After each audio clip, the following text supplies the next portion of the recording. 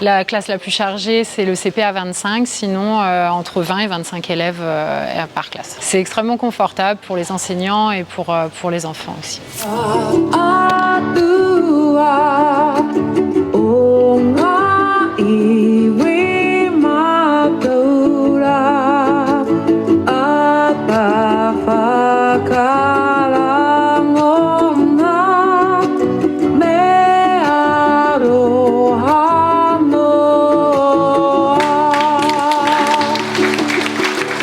On est à la 12e école bilingue qui a été ouverte en province sud.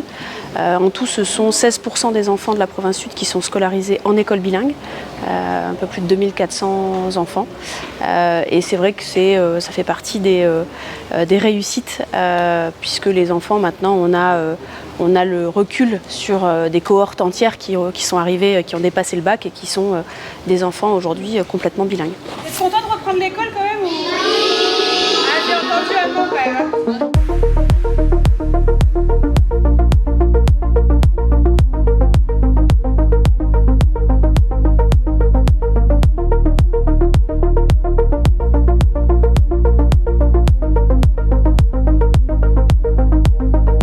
Alors on a perdu une quarantaine d'élèves au niveau des inscriptions par rapport à l'année dernière.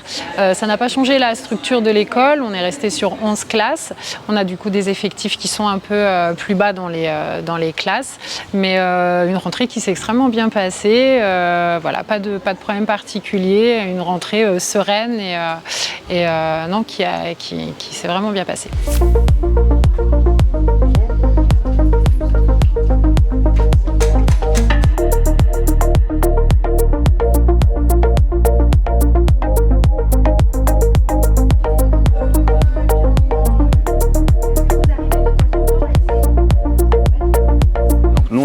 On a une vraie problématique, c'est on ne peut pas gérer l'inscription d'élèves dont les parents ne se sont pas fait connaître. Et on a, si vous voulez, sur nos inscriptions, on a 35% des demandes qui ont été réalisées hors délai. Et là, entre la semaine dernière et aujourd'hui, on a plus de 200 parents qui sont venus inscrire leurs élèves. C'est-à-dire que vendredi et aujourd'hui, et hier, on a encore des parents qui sont venus inscrire leurs élèves parce qu'ils avaient oublié d'inscrire leurs élèves à l'école. Donc ça, c'est une vraie difficulté. Il faut 3-4 jours pour traiter parce que les enfants, il faut leur trouver une place dans l'école. Parfois, l'école de secteur, dans le niveau scolaire demandé, la classe, il y a déjà 25 élèves. Donc on voit comment on redéploie à côté. Et donc on a ça. On a des problématiques de parents qui n'ont pas encore finalisé les dossiers. C'est-à-dire qu'on demande qu'il y ait le certificat de vaccination qui soit à jour.